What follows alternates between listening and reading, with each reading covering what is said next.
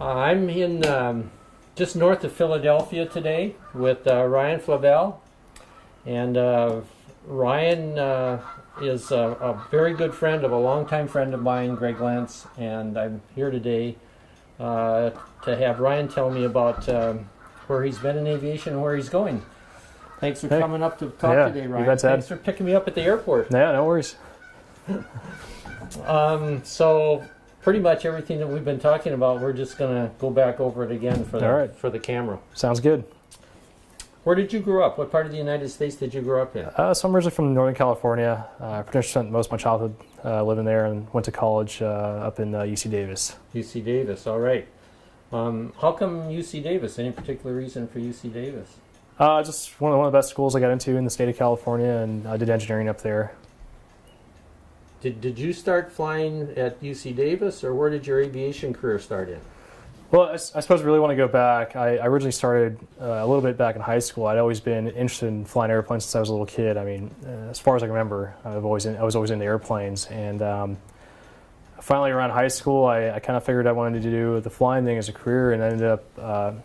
My mom was absolutely just terrified of flying. She absolutely hates it. So I managed to kind of work with my dad behind my mom's back, get some money through him, and go take some flying lessons. Unfortunately, just being what the cost of aviation are and the fact that I didn't know anything at the time, I kind of ended up not really getting the best instructor pilot or renting the best equipment out there. And unfortunately, I didn't really have a good experience with it, to be totally honest with you. And I decided I didn't want to pursue aviation after that, after flying a few times. I flew maybe about 4 times in high school, and then figured that wasn't really my cup of tea, and decided to go pursue a career in the automotive industry. In the automotive industry? Yep. Where'd you get your interest in that? Just, like I guess most 16-year-old kids in high school, you just get into cars. I mean, a bunch of my buddies were into cars, and I got lucky, met a good group of dudes, and we all started working on cars together, so I started doing that. And one of them, his stepdad restored old Porsches, and used to race them with SCCA and whatnot. So that's kind of how I got into that, kind of inside the house, the racing side, and was very interested in pursuing that down the road. Long story short, I ended up doing an internship, a really awesome internship with an automotive manufacturer out in the UK, in Europe, and it was a wonderful experience. Definitely glad I had it, but on the same token, I didn't quite have the satisfaction of working in a corporate environment I think I would have had somewhere else, and so I started looking at possible other career opportunities, and kind of was searching one day and found that people who are pilots are pretty happy people for the most part. So I'd give that another shot, and that's kind of what I did from there on out. It actually was really interesting. Where I was based out of, working at the car plant there, we actually had an airfield on site, and so I really wanted to make sure. Again, I had some problems back in high school. I felt a little sick the first couple times I flew, and just wasn't really a big fan of it. So I actually went and rented an aerobatic airplane. Had an instructor take me up and to do some aerobatics just to make sure I was good to go, and actually wouldn't mind flying. And it did all right, felt good. So I was like, all right, I'll look into doing this as a career.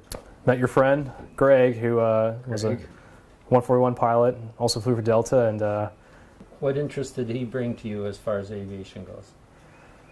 So he essentially, how I met him is he came and actually lectured in one of my classes one day. We were talking about aircraft stability. It was an engineering course I was taking at the time, and he covered essentially the part of the class dealing with aircraft stability, and it was actually really neat. He kind of hooked us up with a local flying club out there, so they got us a free hour of flight time, just seeing different things as far as how aircraft handle under different regimes of flight and whatnot. And kind of just talking through him, he said, hey, if you want to pursue flying, we're going to do it the right way, so you're going to go fly gliders first. So he took me up to Williams, California, about an hour north of Davis, and we started flying gliders together. And I basically did that through college, Again, my mom couldn't know about this, and unfortunately, she kind of had money. She kind of had control of my bank account, so I basically kind of had to sell my textbooks and kind of funnel money to a secret account, and kind of work it that way to get enough money to fly. And because I've been very blessed. My parents were supporting me through college, so that was obviously awesome. But on the same token, you have eyeballs looking at you the whole time. And so anyway, I started doing that, and then ended up, I knew that to get in the Air National Guard, I'd probably want to shift my resume around, have something more aviation related, and just got really lucky. I ended up getting an internship at Boeing. I met the right person at an information session on campus, and he said as long as I kept bugging him, he'd help me get an internship with Boeing out in Philadelphia. And so yeah, one thing led to another. I got an internship out there, and turns out Greg had a friend out in the Philly area, Eddie, who's a retired FedEx pilot and also flew C-141s with him back in the day.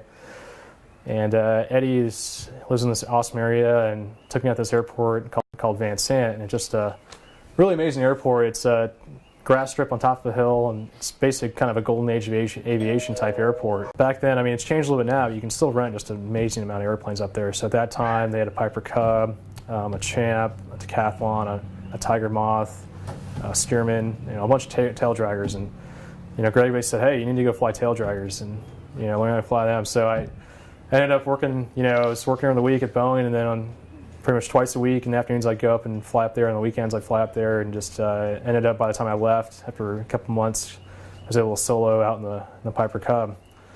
And then Boeing brought you back because you're so good as an intern. They brought you back for a full-time job. Yeah. So I got lucky with that. That was really great. Perfect. Yeah. I figured it was in the aviation realm, so it'd be good on an application as well, just to have that as a background. Sure. And obviously, if things don't work out in pilot training, at least I got a good backup. You can go on military leave while you're at pilot training and still retain your job. So in case anything were to happen, medically, or hey, for some reason I'm just not good enough, it's a great backup to have, obviously. Sure, absolutely.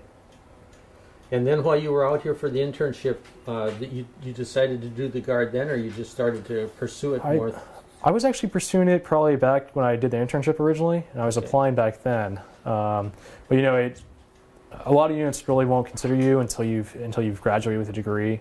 That's not to say you just can't apply. I mean, a lot of units will let you apply. Maybe a year out from graduation. But for the most part, they're typically what I've found, at least in my experience, is that they want to see you've completed the college degree, you got your private pilot's license, and there's some other, like I mentioned before, some other ancillary things. Typically in an application, they want you to present a resume, a cover letter, why you want to fly this particular airframe, why you want to be in this area. And a few letters of recommendations, usually between 2 or 3. And finally, the Air Force has a couple of requirements that are a little different. You have the AFOQT, which is essentially kind of an SAT type test for the Air Force. And you can buy prep books online, and that's pretty much what I did, study those. And you also want to do as well as you can, because you're competing against other folks. So, and it's like I said, just like an SAT. The difficult part is scheduling the test. You're gonna, being a civilian like I was, it was a little hard to find a place to do that if you're not in the military system. So you have to go to an Air Force base or find an ROTC unit that's testing. And so I had to test out of Travis while I was in school. I just happened to call up the right person, and it was a little bit of a hassle. It's something you have to do to get the slot. And on the same token, they also have another thing called the TBAS, which is kind of you're basically sitting at a computer station with a joystick and rudder pedals. And you it's kind of a psychology test. I mean, basically like playing a video game. And it's a requirement. It's not really any way to study for it. You kind of just show up and just hopefully you do well. And again, that can be a little difficult to schedule as well. I had to schedule that through the Sacramento State ROTC unit. So again, you have to be, as a civilian, it can be kind of difficult. You have to call around to figure out where they have these testing stations available. I see. And typically units will require both those, both the AFQT for sure and the TBAS to even apply for a pilot slot. Okay, and did the units tell you that you need to get those things? Yeah, so actually on that note, just thinking about where to go, where to apply online, there's great websites out there, baseops.net. It's got a lot of information as far as when interviews are coming up with different units and how to apply. And even folks who are recruiting from the unit, people who are in charge of hiring, they'll post up stuff on Base Ops underneath the Guard Reserve section saying, hey, we're going to have an interview in 6 months or whatever. And these are the requirements, or you can follow into this website. The unit I got picked up by, they actually, if you went to the actual website for the wing, they had an area, pilot careers, and they had exactly what you needed to submit and who to submit to. So you just knocked everything on the checklist and just turned it in. You're pretty much good to go. Do you have to pass a physical to get into pilot training, though? Yes, you do. Yeah. So before they send you off to pilot training or even to commission, typically they're going to send you through a physical. I think it's about a 3-day process. Mine was a little different because of what was going on at the time in the Air Force, but typically it's a 3-day process up at Wright Pat. Ryan, can you give me some sort of a timeline on how long this would take in this process from I guess, first deciding that you'd want to do the guard thing, or at least when you start doing the FOQT test, what kind of timeline that is? You know, it's one of those things that really depends on the person, their motivation, as well as, you know, what happens as far as, you know, luck and then getting hired somewhere and whatnot. But, you know, if you're figuring you can knock all the requirements, you have the AFOQT done, you have the TBAS done, you have a resume, a cover letter, you got your Proud PODS license done, you got 3 letters of recommendation, you can start applying to units. When you have enough where you can build a package and send it off, you know, it's really going to depend on a unit schedule as far as when they're interviewing. And typically they interview about once a year, maybe once every 2 years, somewhere between that neighborhood. The units too. Yeah, they'll typically get, you know, a couple pilot training slots every year or two. Just depends on the unit and what they have available. And so they're going to hire for those slots. So depending on what unit you're applying to, you know, it could just be, hey, they're having an interview in a couple months, so you're going to go right away. You can go and interview. Hopefully, you know, they decide to interview you, because they're probably going to get a lot more applications. They're going to have slots to interview for, and they have to pick you up. You know, it could be really quick. You know, within a year, you're off to pilot training or something like that.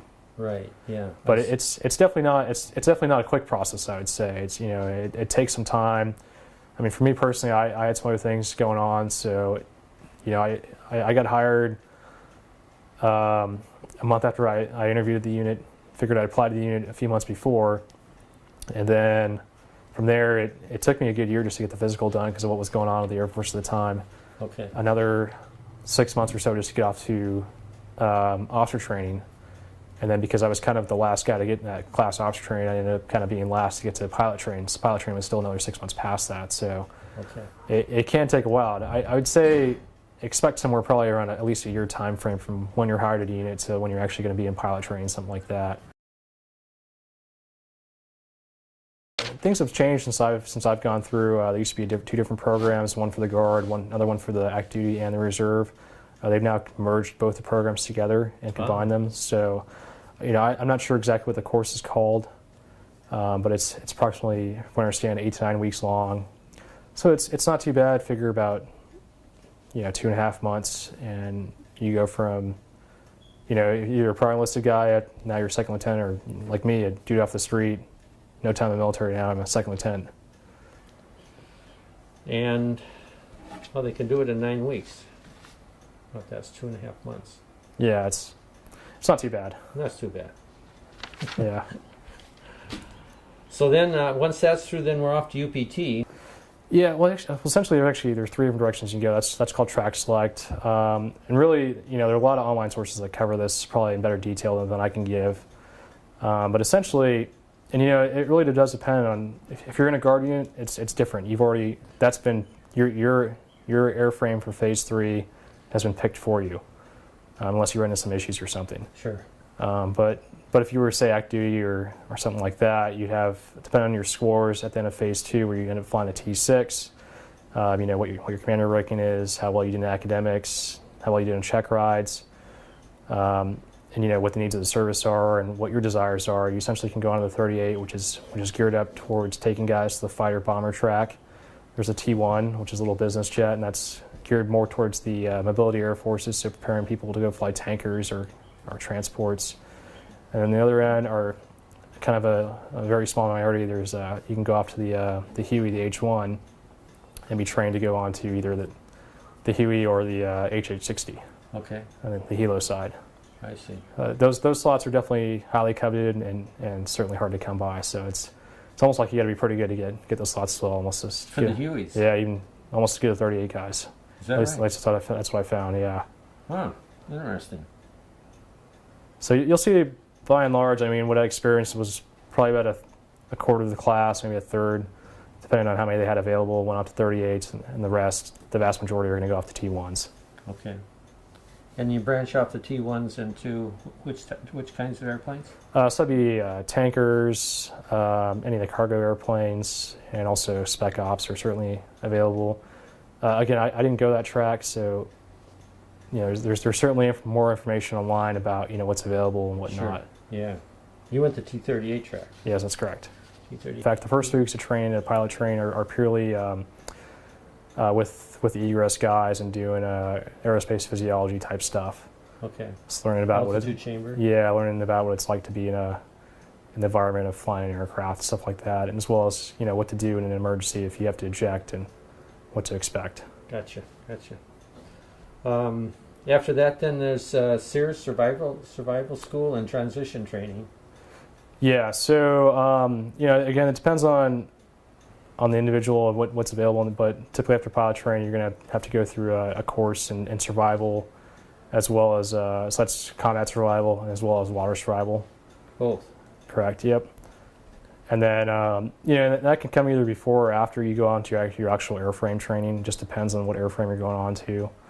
Or in my case, I was able to actually go to water survival before I went to pilot training because I knew what airframe I was supposed to go on to, and just so happened they had a slot available. So and I was looking for something to do that summer that didn't involve sitting in a cubicle. So I went away for a week, which is great. The lifestyle is definitely a little more laid back, I'd say, than active duty for sure. There really are pros and cons to both, and it's going to depend on the person. There's something to be said about going active duty and actually having a guaranteed paycheck for the next 10 years, whereas a guardsman doesn't necessarily have that. You could be flying an airframe, and after you're done with your seasoning tour, which could be as short for me, my seasoning tour is only 50 days long, and now maybe they don't have enough money to go around, so you're only a part-timer, so you're only showing up once a week to fly, one drill week in a month. So you're still going to have to find some other way to supplement income somehow. Sure. But on the plus side of the guard is, at least I found, a lot more laid back. But still get the job done, and just it's definitely more of a family type environment versus a kind of a corporate culture. People are certainly taking care of each other. But I still want to continue to serve my country, for sure. I really enjoy flying the guard. It's definitely a great experience. I'm really happy I got lucky enough to get that slot. And I intend to stay there. I definitely want to do the full career if I'm able, for sure. But a lot of our guys, a lot of folks in the guard and reserve, they're airline pilots on the side, so they come and fly. It's really great. You get to fly part-time in the military and still serve your country, and then also you still get to make a pretty good living doing a pretty great job on the outside flying with airlines. So I'm certainly considering, doing the airline thing down the road for sure. And again, just to reiterate, they're looking for guys when they're hiring in these units. They're not looking for short term. They're looking for long term. So they want somebody who's going to be around, going to be available. Hey, you're probably going to get deployed somewhere that may not be the nicest area in the world, and they don't want somebody just going to run off and not going to show up. Sure. So they're gonna invest a lot of time and money into you. So they kind of expect you to pay back at least your fair share, I would say. But that doesn't mean you can't go off and do other exciting things too. Yeah, and the airline job is really ideal for that because you're maintaining your currency there as well as in the guard unit. So certainly, yeah, it's a pretty good marriage, the two. Yeah, I know when I was flying that a lot of the guys were in the guards and reserves, so yeah, it's real common to be. That's pretty much how my unit is. I'd say probably at least over half the guys are airline pilots. 50%, if not more. If not more. Maybe up to 2/3, 3/4. Quite a few guys are airline pilots on the side. Sure. On the side, I like well, that. I guess not on the side, but I suppose the guards more on the side because they probably spend less time in the guard, just the airline job being a full-time job, but they're able to balance the two, and right. that they're able to have careers in both sides, which it's pretty neat. You get to serve your local community, get to serve your country as well as have a great career flying the airlines.